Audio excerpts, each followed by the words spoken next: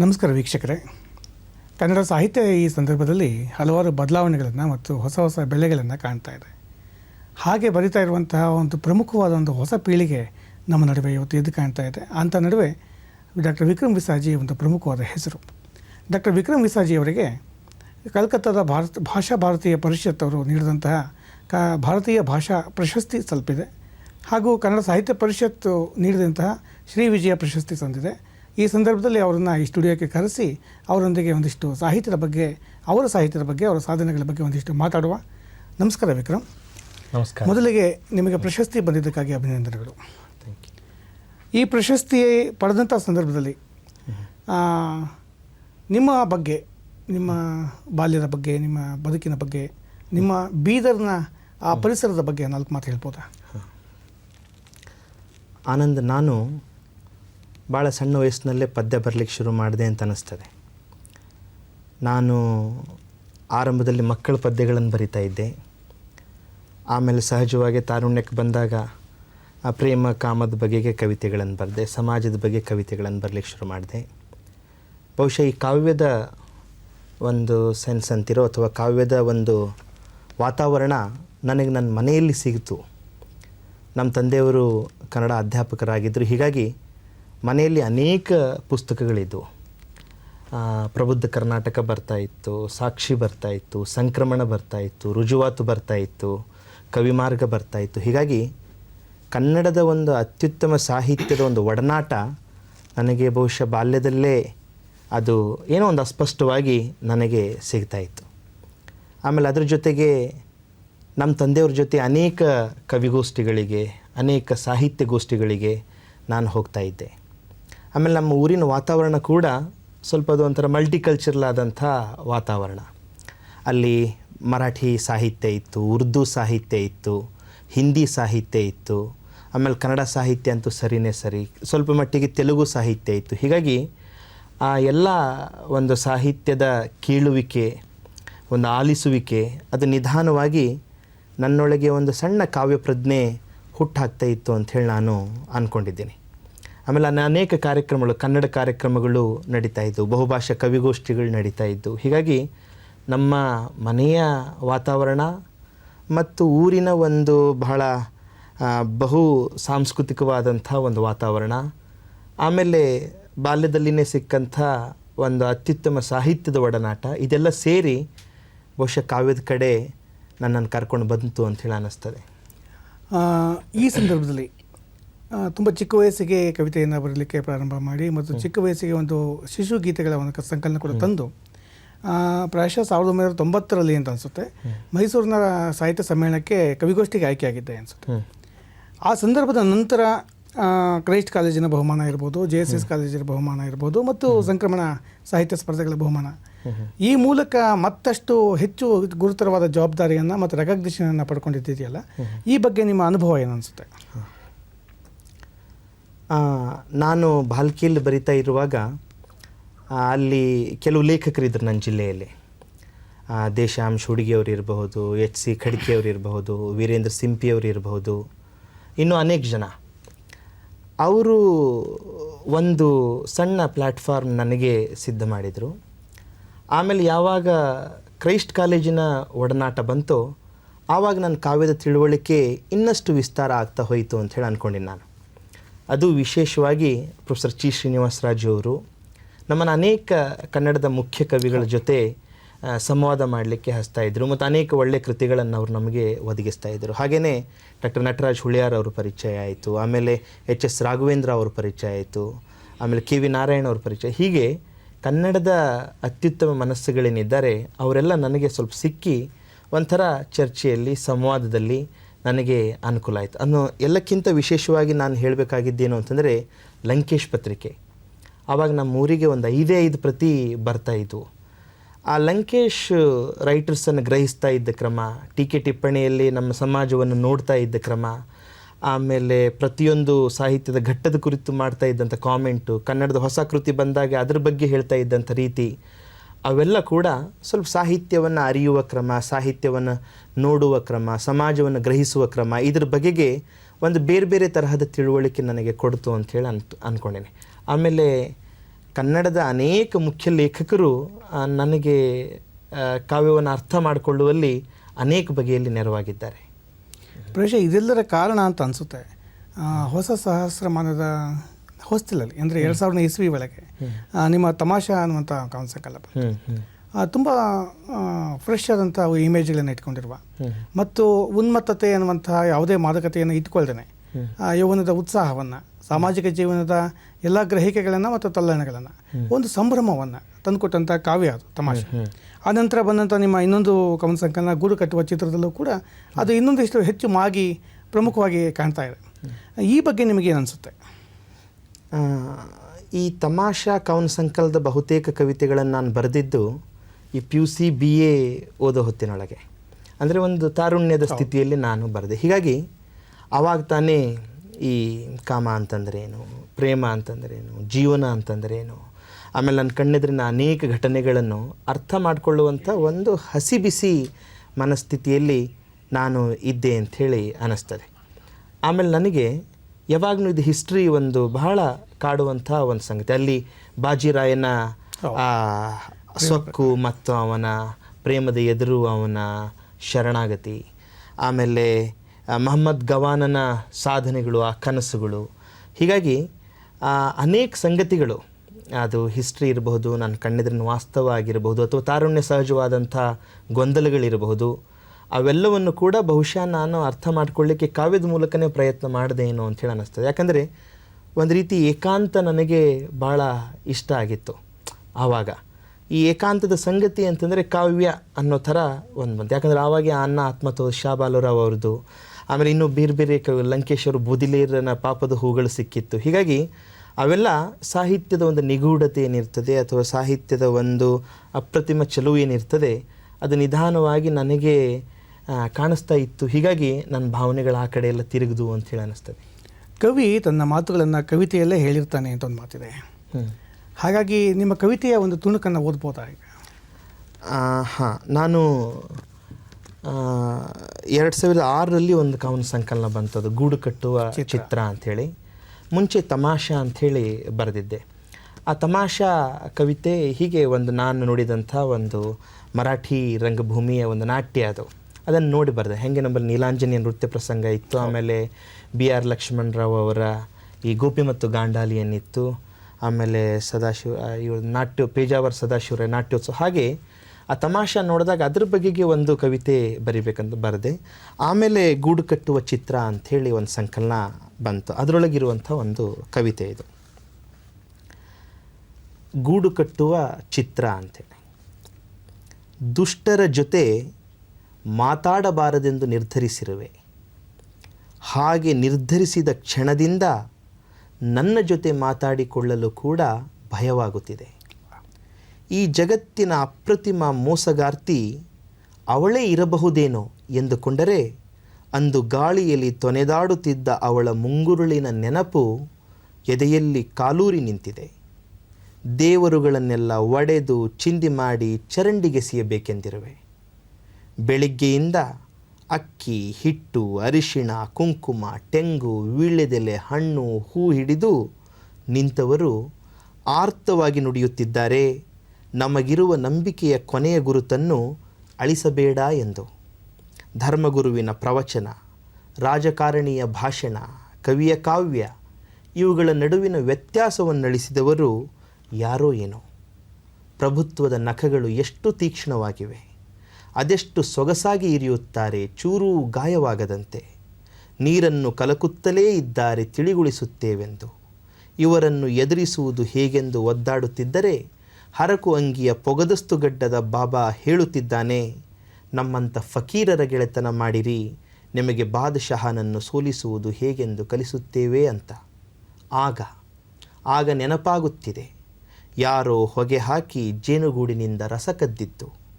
ಇದ್ಯಾವುದರ ಪರಿವೆ ಇಲ್ಲದಂತೆ ಸಾವಿರಾರು ಜೇನುಗಳು ಮತ್ತೆ ಗೂಡು ಕಟ್ಟುವ ಚಿತ್ರ ಕಣ್ಣು ತುಂಬಿದೆ, ಮತ್ತೆ ಗೂಡು ಕಟ್ಟುವ ಚಿತ್ರ ಕಣ್ಣು ತುಂಬಿದೆ. ತುಂಬ ಚೆನ್ನಾಗಿದೆ ನಿಮ್ಮ ಚಿತ್ರ ವಿಕ್ರಮ್. ಕವಿತೆಯೊಂದಿಗೆ ಪ್ರವಾಸ, ವಿಮರ್ಶೆ ಎಲ್ಲವನ್ನೂ ಕೂಡ ನೀವು ಬರೆದಿದ್ರಿ. ಪಶ್ಚಿಮ ಬಂಗಾಳಕ್ಕೆ ಪ್ರವಾಸ ಹೋಗಿದ್ರಿ, ಅಲ್ಲಿ ತಿಂಗಳಗಟ್ಟಲೆ ಇದ್ದು ಒಂದಿಷ್ಟು ಅಧ್ಯಯನ ಮಾಡಿದ್ರಿ. ಅಲ್ಲಿನ ಸಾಹಿತಿಗಳ ಸಂಪರ್ಕ ಮಾಡಿದ್ರಿ, ಬೇರೆ ಬೇರೆ ಭಾಷೆಯ ಕವಿಗಳು ಸೇರಿಕೊಳ್ಳುವಂಥ ಬಹುಭಾಷಾ ಕವಿಗೋಷ್ಠಿಗಳಿಗೆ ನೀವು ಭಾಗವಹಿಸಿದ್ರಿ. ಈ ಒಟ್ಟು ಪ್ರವಾಸಗಳ ಮೂಲಕ ಅಥವಾ ಒಟ್ಟು ಭೇಟಿಗಳ ಮೂಲಕ ಭಾರತೀಯ ಭಾಷೆಗಳಲ್ಲಿ ನಡೀತಾ ಇರುವಂತಹ ಸಾಹಿತ್ಯದ ಚಟುವಟಿಕೆಗಳನ್ನು ನೀವು ಗಮನಿಸಿದ್ರಿ. ಈ ಅನುಭವದ ಬಗ್ಗೆ ನಮಗೇನು ಅನಿಸುತ್ತೆ? ನಾನು ಪಶ್ಚಿಮ ಬಂಗಾಳ ಮತ್ತು ಕೇರಳಕ್ಕೆ ಹೋಗಿದ್ದು ಬಿಟ್ಟರೆ ಬೇರೆ ಕಡೆ ಜಾಸ್ತಿ ಒಡನಾಟ ಇಲ್ಲ. ಆದರೆ ಅನುವಾದಗಳಲ್ಲಿ ನಾನು ಭಾರತೀಯ ಸಾಹಿತ್ಯದ ಒಂದು ಮಟ್ಟಿಗಿನ ಬರಹವನ್ನು ಓದಲಿಕ್ಕೆ ಪ್ರಯತ್ನ ಮಾಡಿದ್ದೇನೆ. ಆನಂದ ನಾನು ಕಲ್ಕತ್ತಾಕ್ಕೆ ಹೋಗಿದ್ದು ಕೇಂದ್ರ ಸಾಹಿತ್ಯ ಅಕಾಡೆಮಿಯವರು ಯುವ ಲೇಖಕರಿಗೆ ಕಳಿಸುವಂಥ ಒಂದು ಸಹಾಯಧನದಲ್ಲಿ. ಬಟ್ ನನಗೆ ಇದು ಎಷ್ಟು ಅನುಕೂಲ ಆಯಿತು ಅಂತಂದರೆ, ನಾನು ಈ ಬಂಗಾಳದಲ್ಲಿ ಬರೆಯುವಂಥ ಬಂಗಾಳಿ ಭಾಷೆಯಲ್ಲಿ ಬರೆಯುವಂಥ ಮಹಾಶ್ವೇತಾ ದೇವಿಯರನ್ನು ಭೇಟಿಯಾದೆ, ಆಮೇಲೆ ಶಂಕೋ ಘೋಷ್ ಅವರನ್ನು ಭೇಟಿಯಾದೆ, ನಬನಿತಾ ದೇವ್ಸೇನ್ ಅವರನ್ನು ಭೇಟಿಯಾದೆ, ಸುನಿಲ್ ಗಂಗೋಪಾಧ್ಯಾಯ ಅವರನ್ನು ಭೇಟಿಯಾದೆ. ಹಾಗೆಯೇ ಬಂಗಾಳದ ಹೊಸ ಪೀಳಿಗೆ ಏನಿತ್ತು, ತರುಣ ಪೀಳಿಗೆ, ಅವಿಕ್ ಬಂದೋಪಾಧ್ಯಾಯ ಅಂಥವರು, ಆಮೇಲೆ ಕವಿತಾ ಚಟರ್ಜಿ ಅಂಥವರು, ಇಂಥವ್ರ ಜೊತೆಯೆಲ್ಲ ಒಂದು ಮಾತುಕತೆ ನಾನು ಆಡಿದೆ. ಇಡೀ ಭಾರತೀಯ ಸಾಹಿತ್ಯ ಅಥವಾ ಹೊಸ ಮನಸ್ಸು ಅದು ಎಲ್ಲೋ ಒಂದು ಕಡೆ ಕನೆಕ್ಟ್ ಆಗ್ತಾ ಇದೆ, ಒಂದೇ ಥರ ಆಲೋಚನೆ ಮಾಡ್ತಾ ಇದೆ ಅಂಥೇಳಿ ಅನ್ನಿಸ್ತಾ ಇತ್ತು. ಅಂದರೆ ಜಾಗತೀಕರಣ ಇರಬಹುದು, ಅದು ಕಾಮ ಇರಬಹುದು, ಅಥವಾ ಆಧುನಿಕತೆ ಇರಬಹುದು, ನಗರದ ತಲ್ಲಣಗಳಾಗಿರ್ಬೋದು, ಅಥವಾ ಗ್ರಾಮೀಣ ಬದುಕಿನ ಅನುಭವಗಳಾಗಿರಬಹುದು, ಅವೆಲ್ಲ ಒಂದಕ್ಕೊಂದು ಡಿಕ್ಕಿ ಹೊಡೆದು ಸಾಹಿತ್ಯ ಲೋಕದಲ್ಲಿ ಬರ್ತಾಯಿದ್ದು.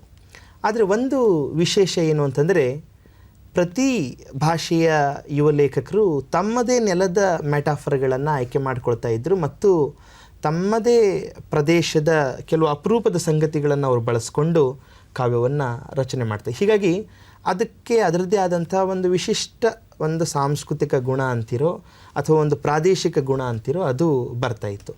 ಆದರೆ ಇನ್ನು ಜನರಲ್ ಆಗಿ ಒಂದು ಸ್ವಲ್ಪ ಯೂನಿವರ್ಸಲ್ ವಸ್ತುಗಳನ್ನು ಆಯ್ಕೆ ಯಾರು ಮಾಡ್ಕೊಂಡಿದ್ದಾರೆ, ಅದರ ಪ್ರೇಮದ ಬಗೆಗೆ, ಮನುಷ್ಯ ಸಂಬಂಧಗಳ ಬಗೆಗೆ ಅವರೆಲ್ಲ ನೋಡ್ತಾ ಇರುವಂಥ ಒಂದು ತಲ್ಲಣ, ಒಂದು ತಹತಹ ಒಂದೇ ಥರ ಇದೇನೋ ಅಂಥೇಳಿ ಅನ್ನಿಸ್ತಾ ಇತ್ತು. ಬಟ್ ಅದೆಲ್ಲ ಒಂಥರ ಭಾಳ ಹೊಸ ತರಹದ ಅನುಭವ ಅದು.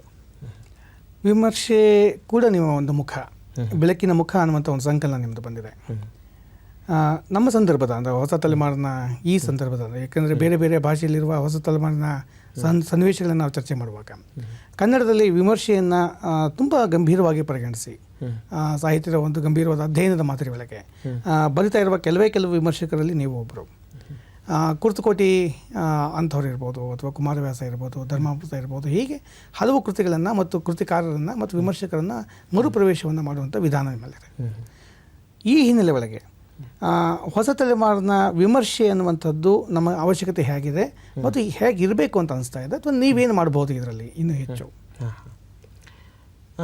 ವಿಮರ್ಶೆ ಕನ್ನಡದ ಒಂದು ಬಹಳ ಒಳ್ಳೆಯ ಫಾರ್ಮ್ ಅಂಥೇಳಿ ನಾನು ಅಂದ್ಕೊಂಡಿದ್ದೀನಿ. ಯಾಕಂದರೆ ಕನ್ನಡದ ಭಾಳ ದೊಡ್ಡ ಕನ್ನಡದಲ್ಲಿ ಭಾಳ ಶ್ರೇಷ್ಠರಾದಂಥ ವಿಮರ್ಶಕರು ಇದ್ದಾರೆ. ಕುವೆಂಪುವಿಂದ ಹಿಡ್ಕೊಂಡು ಹೊಸ ನಟರಾಜ್ ಹುಳ್ಯಾರವರವರೆಗೆ ಅನೇಕ ಕನ್ನಡದ ಆಲೋಚನೆಯನ್ನು, ಕನ್ನಡದ ಪ್ರಜ್ಞೆಯನ್ನು ಹಿಗ್ಗಿಸಿದಂಥ ಅನೇಕ ವಿಮರ್ಶಕರು ಇದ್ದಾರೆ. ಹೀಗಾಗಿ ನನಗೆ ಎಷ್ಟೋ ಸಲ ಒಬ್ಬ ಬಹಳ ದೊಡ್ಡ ವಿಮರ್ಶಕನ ಒಂದು ವಿಮರ್ಶೆ ಓದ್ತಾ ಇದ್ದರೆ ಒಂದು ಪೊಯಿಟ್ರಿ ಓದಿದ ಥರನೇ ಅನ್ನಿಸ್ತಾ ಇತ್ತು. ಅದು DR ಅವರ ವಿಮರ್ಶೆ ಇರಲಿ, ಲಂಕೇಶ್ ಮಾಡಿದಂಥ ಕೃತಿಗಳ ವಿಮರ್ಶೆ, ಅನಂತಮೂರ್ತಿಯವರ ವಿಮರ್ಶೆಗಳು. ಹೀಗಾಗಿ ನನಗೆ ವಿಮರ್ಶೆನೂ ಭಾಳ ಇಷ್ಟವಾದಂಥ ಒಂದು ಪ್ರಕಾರ ಅದು. ಆಮೇಲೆ ನಾನು ವಿಶ್ವವಿದ್ಯಾಲಯದಲ್ಲಿ ಇರೋದರಿಂದ ಅದರ ಅವಶ್ಯಕತೆ ಇನ್ನೂ ಸ್ವಲ್ಪ ಜಾಸ್ತಿ ಆಗಿಬಿಡ್ತು. ಎಲ್ಲ ಸೆಮಿನಾರ್ಗೆ ಹೋಗಲಿಕ್ಕೆ, ಕಾನ್ಫರೆನ್ಸು, ಅಲ್ಲಿ ಚರ್ಚೆ ಮಾಡಲಿಕ್ಕೆ ಎಲ್ಲ. ಆದರೂ ನನಗೆ ಆಳವಾಗಿ ಅನಿಸೋದೇನು ಅಂತಂದರೆ, ನಾನಿನ್ನೂ ನನ್ನ ಬೆಸ್ಟ್ ವಿಮರ್ಶೆ ಇನ್ನೂ ಬರೆದಿಲ್ಲ ಅಂಥೇಳೇ. ಇನ್ನೇನೋ ಆ ಪ್ರಯತ್ನದೊಳಗೆ ಇರಬಹುದೇನೋ ಗೊತ್ತಿಲ್ಲ ನನಗೆ. ಬಟ್ ದಿ ಬೆಸ್ಟ್, ಯಾಕಂದರೆ ಕನ್ನಡ ವಿಮರ್ಶೆಯ ಒಂದು ಬಹಳ ದೊಡ್ಡ ಪ್ರವಾಹ ನೋಡಿದರೆ ನಾನಿನ್ನೂ ಅತ್ಯುತ್ತಮವಾದದ್ದು ಬರೆಯಬೇಕಾದಂಥದ್ದು ಇದೆ ಅಂಥೇಳಿ ಅಂದ್ಕೊಂಡಿದ್ದೇನೆ. ಬಟ್ ಒಂದು ಹೊಸ ತಲೆಮಾರು ಯಾಕೆ ವಿಮರ್ಶೆಯೊಳಗೆ ಪ್ರವೇಶ ಮಾಡ್ತಾ ಇಲ್ಲ ಅಂತಂದರೆ, ಇದು ಒಂದು ಅಪಾರ ಪರಿಶ್ರಮ ಮತ್ತು ಬಹಳ ತಾಳ್ಮೆ ಬಯಸುವಂಥ ಒಂದು ಕ್ಷೇತ್ರ. ಇದು ಒಂಥರ ಬೇರೆ ಬೇರೆಯ ಓದು, ಮತ್ತು ನೀವು ಯಾವ ವಾದಕ್ಕೆ, ಸಿದ್ಧಾಂತಕ್ಕೆ ಬದ್ಧರಾಗಿದ್ದರೂ ಕೂಡ ಆ ಸಿದ್ಧಾಂತವನ್ನು ಮೀರಿ ನೋಡಬಲ್ಲಂಥ ಒಂದು ತಾಳ್ಮೆ, ಒಂದು ವಿಶೇಷ ಮನಸ್ಸು ಇರಬೇಕಾಗ್ತದೆ. ನಾನು ಮಾರ್ಕ್ಸಿಸ್ಟ್ ಆಗಲಿ, ಅಥವಾ ನಾನು ಫೆಮಿನಿಸ್ಟ್ ಆಗಿರಲಿ, ಅಥವಾ ನಾನು ಲೋಹಿಯವಾದಿ ಆಗಿರಲಿ, ಅದರ ಅತ್ಯುತ್ತಮ ಸಾರವನ್ನು ಕಲ್ತೀನಿ, ಅದನ್ನು ಕೂಡ ಮೀರಿ ನೋಡುವ ಒಂದು ಗುಣ, ಒಂದು ಸೂಕ್ಷ್ಮತೆ ಇದ್ದಾಗ ಮಾತ್ರ ಬಹುಶಃ ಸಾಹಿತ್ಯ ಕೃತಿಗಳನ್ನು ಅರ್ಥ ಮಾಡ್ಕೊಳ್ಬಹುದು ಅಂಥೇಳಿ ನಾನು ಅಂದ್ಕೊಂಡಿದ್ದೀನಿ. ಮತ್ತು ಕನ್ನಡದಲ್ಲಿ ಅನೇಕರು ಅಂಥ ಕೆಲಸ ಮಾಡಿದ್ದಾರೆ. ಆದರೆ ಹೊಸ ಲೇಖಕರೇನಿದ್ದಾರೆ ಅವರು ಸ್ವಲ್ಪ ಕಾವ್ಯ ಮತ್ತು ಕಥೆಗಳಲ್ಲಿ ತಮ್ಮ ಅತ್ಯುತ್ತಮ ಶಕ್ತಿಯನ್ನು ತೋರಿಸಿದ ಹಾಗೆ ವಿಮರ್ಶೆಯ ಕಡೆ ಅಷ್ಟು ಒಲವು ಬರ್ತಾ ಇಲ್ಲ. ಇದಕ್ಕೆ ಒಂದು ಅವರೆಲ್ಲ ಬಹುಶಃ ಆ ಫಾರ್ಮ್ಗಳಿಗೆ ಪಕ್ಕ ಆಗಿಬಿಟ್ಟಿದ್ದಾರೆ, ಆ ಕಾವ್ಯಕ್ಕೆ, ಕಥೆಗೆ ಎಲ್ಲ.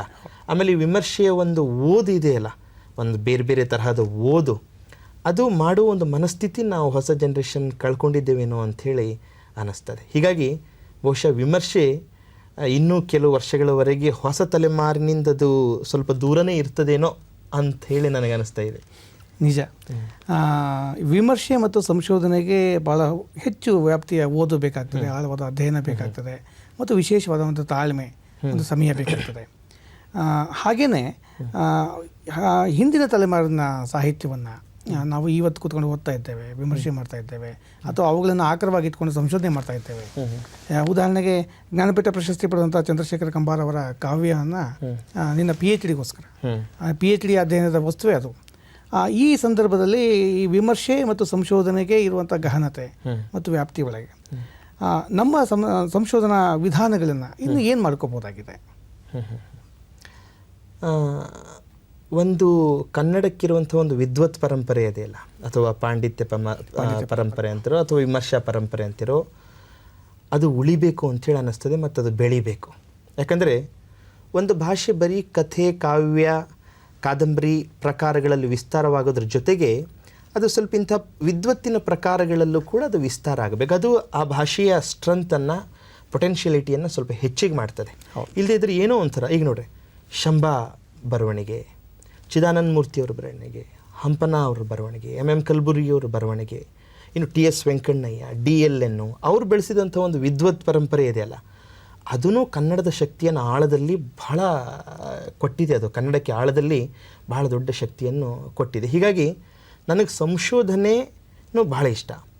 ಹಾಗೆ ನೋಡಿದರೆ ಕನ್ನಡದಲ್ಲಿ ರೆಹಮತ್ ತರೀಕೆರೆ ಅಂಥವರು, ಮೊಗಳ್ಳಿ ಗಣೇಶ್ ಅಂಥವರು, ಪುಟ್ಟಯ್ಯ ಅಂಥವರು, ಇನ್ನು ಬೇರೆ ಬೇರೆ ಜನ ಬೇರೆ ಬೇರೆ ಥರದ ಸಂಶೋಧನೆಯನ್ನು ಮಾಡ್ತಾ ಇದ್ದಾರೆ. ಆದರೆ ಅದು ಇನ್ನು ನಮ್ಮ ಜನ್ರೇಷನ್ವರೆಗೂ ಕೂಡ ಹರ್ಕೊಂಡು ಬರಬೇಕು ಅಂಥೇಳಿ ನನಗೆ ಅನ್ನಿಸ್ತಾ ಇದೆ. ಯಾಕಂದರೆ ನಮ್ಮ ಜನ್ರೇಷನ್ ಕೂಡ ನಮ್ಮ ಸಾಂಸ್ಕೃತಿಕವಾದಂಥ ಅನೇಕ ಘಟನಾವಳಿಗಳನ್ನು, ನಮ್ಮ ಸಾಂಸ್ಕೃತಿಕವಾದಂಥ ಅನೇಕ ಸಂಗತಿಗಳನ್ನು ಭಾಳ ಸೂಕ್ಷ್ಮವಾಗಿ ಹೊಸ ಜನ್ರೇಷನ್ಗೆ ಕಾಣಿಸುವ ಒಂದು ಪ್ರಜ್ಞೆ, ಒಂದು ವಿವೇಕ ನಾವು ರೂಢಿಸ್ಕೊಳ್ಬೇಕು. ಅದಕ್ಕೆ ಒಂದು ವಿದ್ವತ್ ಪರಂಪರೆಯ ಮುಂದುವರಿಕೆ ಕೂಡ ಅಗತ್ಯ ಇದೆ.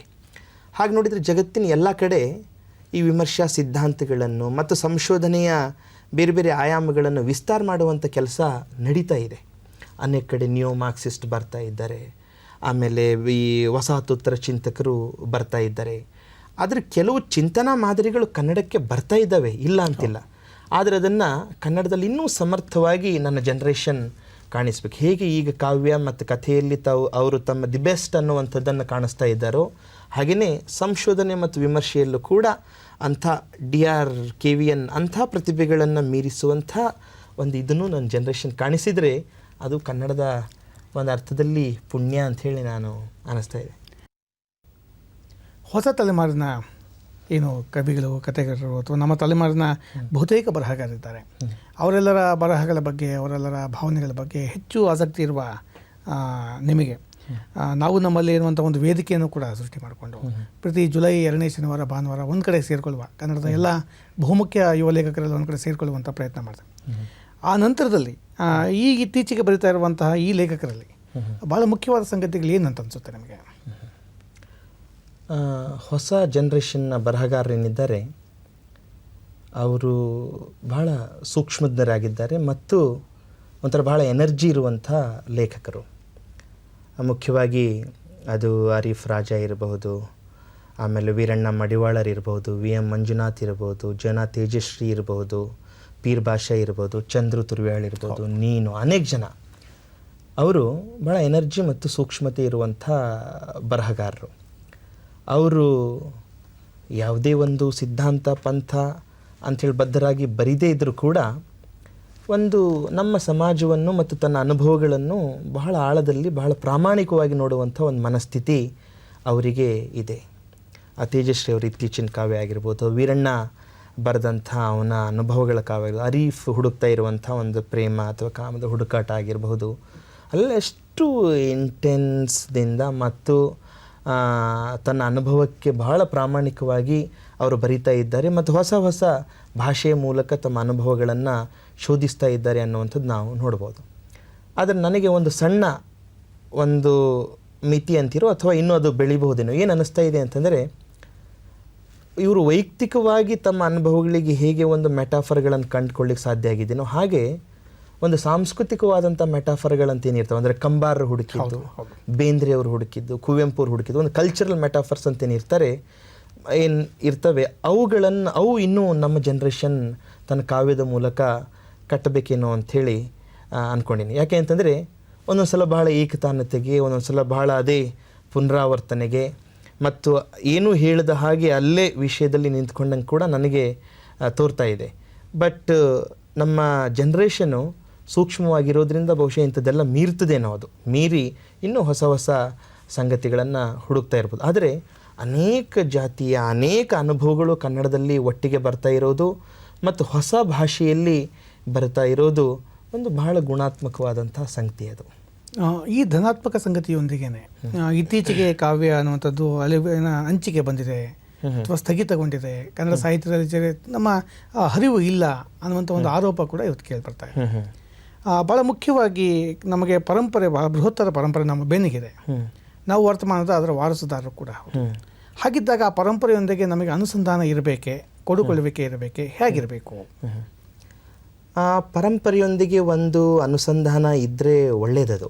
ಯಾಕೆ ಅಂತಂದರೆ ನಮ್ಮ ಪರಂಪರೆಯಲ್ಲಿ ಒಬ್ಬ ಪಂಪ ಇದ್ದಾನೆ, ರನ್ನ ಇದ್ದಾನೆ, ಅಕ್ಕ ಮಹಾದೇವಿ ಇದ್ದಾಳೆ, ವಚನಕಾರರು ಇದ್ದಾರೆ, ಒಬ್ಬ ಅಂಬಿಗರ ಚೌಡಯ್ಯ ಇದ್ದಾನೆ, ಇನ್ನೂ ಅನೇಕ ಲೇಖಕರು ಇದ್ದಾರೆ. ಅದು ಪೂರ್ತಿ ಬೇಂದ್ರೆಯವರವರೆಗೆ. ಇದ್ರ ಜೊತೆ ಇರೋದ್ರಿಂದ ಏನಾಗ್ತದೆ ಅಂತಂದರೆ ನಮ್ಮ ಭಾಷೆ ಒಂದು ಸ್ವಲ್ಪ ರಿಚ್ ಆಗ್ತದೆ ಅಂತ ಹೇಳಿ ಅನ್ನಿಸ್ತದೆ. ಕನ್ನಡದ ಅನೇಕ ಶೈಲಿಗಳು, ಕನ್ನಡದ ಅನೇಕ ತರಹದ ಭಾಷೆಗಳು, ಒಂಥರ ಅನೇಕ ಥರದ ದೃಷ್ಟಿಕೋನಗಳಿಂದ ಒಂದು ಸ್ವಲ್ಪ ಮಾಗಲಿಕ್ಕೆ ಅಥವಾ ಅದನ್ನು ಬಿಟ್ಟು ಬೇರೆ ದಾರಿ ಆದರೂ ಹಿಡಲಿಕ್ಕೆ ಏನೋ ಒಂದು ಪ್ರೇರಣೆನೋ ಒಂದು ತಿಳುವಳಿಕೆ ನಮಗೆ ಸಿಗ್ತದೆ. ಹೀಗಾಗಿ ಪರಂಪರೆಯ ಜೊತೆ ಒಂದು ಪ್ರೀತಿಯ ಸಂಬಂಧನೋ ಅಥವಾ ಒಂದು ಜಗಳದ ಸಂಬಂಧ, ಏನೋ ಒಟ್ಟು ಒಂದು ಸಂಬಂಧ ಹೊಸ ತಲೆಮಾರು ಇಟ್ಕೊಳ್ಳೋದು ಒಳ್ಳೆಯದು, ಮುಖ್ಯ ಅನಿಸುತ್ತೆ.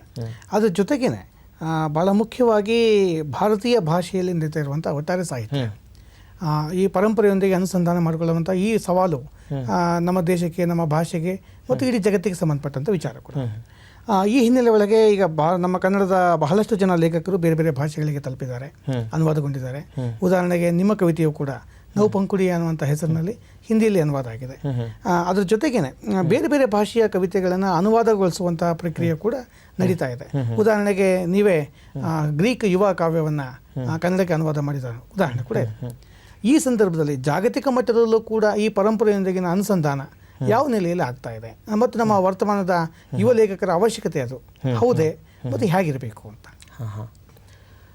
ಒಂದು ಅನುವಾದ ಕೂಡ ಆಯಾ ಭಾಷೆಯ ಸಾಹಿತ್ಯದ ಒಂದು ಗ್ರಹಿಕೆಯನ್ನು ಬೆಳೆಸ್ತಾ ಹೋಗ್ತದೆ ಮತ್ತು ಸೂಕ್ಷ್ಮಗೊಳಿಸ್ತಾ ಹೋಗ್ತದೆ. ಮತ್ತು ಹಾಗೆ ನೋಡಿದರೆ ನೀವು ಕನ್ನಡ ಸಾಹಿತ್ಯ ಅಂದರೆ ಆಧುನಿಕ ಕನ್ನಡ ಸಾಹಿತ್ಯ ಅದು ಅನುವಾದಗಳಿಂದಲೂ ಬಹಳಷ್ಟು ಸ್ವೀಕರಿಸಿದೆ. BM ಶ್ರೀ ಅವರ ಇಂಗ್ಲೀಷ್ ಗೀತೆಗಳಲ್ಲೇ ಆ ಒಂದು ಪರಂಪರೆ ಇದೆ. ಬಟ್ ಕನ್ನಡದಿಂದ ಏನು ಹೊರಗಡೆ ಹೋಗಿದ್ದಾರೆ ಲೇಖಕರು, ಅದು ಪ್ರಮಾಣ ಬಹಳ ಕಡಿಮೆಯಾಗಿದೆ ಮತ್ತು ಬಹಳ ಸೀಮಿತ ಇದೆ ಅದು. ಹಾಗೆ ನೋಡಿದರೆ ಬೇಂದ್ರೆಯವರ ದಿ ಬೆಸ್ಟ್ ಪೊಯೆಟ್ರಿ ಹೊರಗೆ ತಲುಪೇ ಇಲ್ಲ, ಲಂಕೇಶ್ ತಲುಪಿಲ್ಲ, ತೇಜಸ್ವಿ ತಲುಪಿಲ್ಲ, ಕುವೆಂಪು ಅವರು ಹೋಗಿದ್ದು ಇತ್ತೀಚೆಗೆ. ಆಮೇಲೆ ನನ್ನ ಜನ್ರೇಷನ್ನ ಅನೇಕ ಮುಖ್ಯ ಲೇಖಕರು ಅವರು ಕೂಡ ಬೇರೆ ಭಾಷೆಗೆ ಪರಿಚಯ ಆಗುವ ಎಲ್ಲ ಸಾಮರ್ಥ್ಯ ಅವರಿಗೆ ಇದೆ. ಬಟ್ ಕನ್ನಡದೊಳಗೆ ಈಗೇನು ಬರ್ತಾ ಇದೆ ಬೇರೆ ಬೇರೆ ಅನುವಾದಗಳು, ಅವು ನನಗೆ ಯಾಕೆ ಸದಾ ಕುತೂಹಲ ಅಂತಂದರೆ, ನಾನು ಕನ್ನಡದಲ್ಲಿ ಕಾಣಲಿಕ್ಕೆ ಸಾಧ್ಯವಾಗದಂಥ ಒಂದು ಲೋಕ ನನಗೆ ತೋರಿಸಿಕೊಟ್ಟು. ಅದು ಪಾಪದ ಹೂಗಳು, ಆಮೇಲೆ ನೆರಡನ ಪದ್ಯಗಳು, ಆಮೇಲೆ ಸಾತ್ರಿನ ಕೀನ್ ಅನ್ನುವಂಥ ನಾಟಕ, ಆಮೇಲೆ ಶೇಕ್ಸ್ಪಿಯರ್ನ ಅನೇಕ ನಾಟಕಗಳು. ಹೀಗಾಗಿ ಎಷ್ಟು ಸಲ ನನಗೊಂದು ಕೀಳರಿಮೆ ಕಾಡ್ತಾ ಇರ್ತದೆ, ಅದೇ ನೇರವಾಗಿ ಇಂಗ್ಲೀಷ್ನೊಳಗೆ ಓದಲಿಕ್ಕೆ ಆಗೋದಿಲ್ಲಲ್ಲ ಅಂತೇಳಿ. ಅಂಥ ಸಂದರ್ಭದಲ್ಲಿ ಈ ಅನುವಾದಗಳು ನನಗೆ ಬಹಳ ನೆರವು ನೀಡಿದ್ದಾವೆ. ಆಮೇಲೆ VM ಮಂಜುನಾಥದ ಅನುವಾದಗಳಿಂದ ಓದಿ ಕಲ್ತಿದ್ದನ್ನು ಕೇಳಿದರೆ ಬೆರಗಾಗ್ತದೆ. ಮತ್ತು ಅನುವಾದ ಅದು ಕೂಡ ಒಂದು ರೈಟರ್ನ ಪರ್ಸ್ನಾಲಿಟಿ ಅನ್ನು ಸೂಕ್ಷ್ಮವಾಗಿ ರೂಪಿಸ್ತಾ ಹೋಗ್ತದೆ. ಬಟ್ ಈಗ ಒಂದು ವಾದ ನಾನು ಮೊನ್ನೆ ಕೇಳಿದೆ, ಏನು ಅಂತಂದರೆ, ಯಾಕೆ ಕನ್ನಡದ ಲೇಖಕರು ಇಂಗ್ಲೀಷ್ನಲ್ಲಿ ಗುರುತಿಸ್ಕೊಳ್ಳೇಬೇಕಾದಂಥ ಅನಿವಾರ್ಯತೆ ಇದೆ? ಕನ್ನಡದ ಲೇಖಕರು ಕನ್ನಡದಲ್ಲಿ ಗುರುತಿಸ್ಕೊಂಡ್ರೆ ಸಾಕು ಅಂಥೇಳಿ. ಆದರೆ ಕನ್ನಡ ಭಾಷೆ ಹೇಗೆ ಆಲೋಚನೆ ಮಾಡ್ತಾ ಇದ್ದೆ, ಆಮೇಲೆ ಕನ್ನಡ ಭಾಷೆಯ ಸತ್ವಗಳು ಏನು, ಆಮೇಲೆ ಕನ್ನಡ ಭಾಷೆಯ ಚಿಂತನಾ ಕ್ರಮಗಳು ಏನು ಅನ್ನೋದು ಗೊತ್ತಾಗಬೇಕಾದ್ರೆ ಅದು ಇನ್ನೊಂದು ಭಾಷೆಯಲ್ಲಿ ಹೋಗೋದು ತಪ್ಪೇನೂ ಅಲ್ಲ, ಮತ್ತದು ಹೆಚ್ಚು ಪ್ರಮಾಣದಲ್ಲಿ ಹೋದಷ್ಟು ಒಳ್ಳೆಯದೇ ಅದು ಹೆಚ್ಚು ನಿಜ. ಇದರೊಂದಿಗೆ ಹೊಸ ತಲೆಮಾರಿನ ಈ ಸಂದರ್ಭದ ಸಾಹಿತಿಗಳೆಲ್ಲರೂ ಕೂಡ ನಾವು ಜಾಗತಿಕ ಭಾಷೆ ಒಳಗೆ ಬರಿತಾ ಇದ್ದೇವೆ. ಕನ್ನಡ ಕೂಡ ಒಂದು ಜಾಗತಿಕ ಮಟ್ಟದ ಭಾಷೆ. ಹೊಸ ರೂಪಕಗಳನ್ನು, ಹೊಸ ಸಾಂಸ್ಕೃತಿಕ ರೂಪಕ ಸಾಧ್ಯತೆಗಳನ್ನು ಕೊಡಬೇಕಾದಂಥ ಜವಾಬ್ದಾರಿ. ಈ ಜವಾಬ್ದಾರಿಯ ಬಗ್ಗೆ ನಿಮಗೇನಂತಾರೆ? ಅಂದರೆ ಜವಾಬ್ದಾರಿ ಅನ್ನೋದಕ್ಕಿಂತ ಅವನಿಗೆ ಒಳಗೆ ಫೀಲ್ ಆಗಿಬಿಡಬೇಕು. ಈ ಅನುಭವ ನಾನು ಹೇಳದೇ ಇದ್ದರೆ ತಡ್ಕೊಳ್ಳಿಕ್ಕಾಗೋದಿಲ್ಲ, ಅಥವಾ ಇಂಥ ಒಂದು ಬದುಕಿನ ಈ ಒಂದು ಕ್ರಮವನ್ನು ನಾನು ಶೋಧಿಸಬೇಕು, ಇದ್ರ ಜೊತೆಗೆ ನನಗೇನೋ ಒಂದು ಭಾಳ ಇಂಟಿಮೇಟ್ ಆದಂಥ ಒಂದು ರಿಲೇಷನ್ ಇದೆ ಅನ್ನೋವಂಥ ಆಳದಲ್ಲಿ ಅವನಿಗೆ ಅನಿಸಿದರೆ ಸಾಕದು ಒಂದು ಕಾವ್ಯದ ಸಾರ್ಥಕ ಗಳಿಗೆ ಅದು. ಹೀಗಾಗಿ ಜವಾಬ್ದಾರಿ ಅನ್ನೋದಕ್ಕಿಂತ ಅದು ಅವನ್ನ ಒಂದು ತುರ್ತಾಗಿ ಬಂದಷ್ಟು ಒಳ್ಳೆಯದು. ವ್ಯಕ್ತಿಯ ತುರ್ತು ಸಮಾಜದ ತುರ್ತು ಕೂಡ ಹೌದು, ಮತ್ತು ಸಾಹಿತ್ಯದ ತುರ್ತು ಕೂಡ ಸಾಂಸ್ಕೃತಿಕ ತುರ್ತನ್ನು ನಿರೂಪಣೆ ಮಾಡಿಬಿಟ್ಟರು. ಇಷ್ಟು ಹೊತ್ತು ಇಷ್ಟೊಂದು ಮುಖ್ಯವಾದ ಸಾಹಿತ್ಯಿಕ ಸಂಲಾಪವನ್ನು, ಸಂವಾದವನ್ನು ನಮ್ಮೊಂದಿಗೆ ಮಾಡಿದ್ದಕ್ಕೆ ಧನ್ಯವಾದಗಳು. ನಮಸ್ಕಾರ.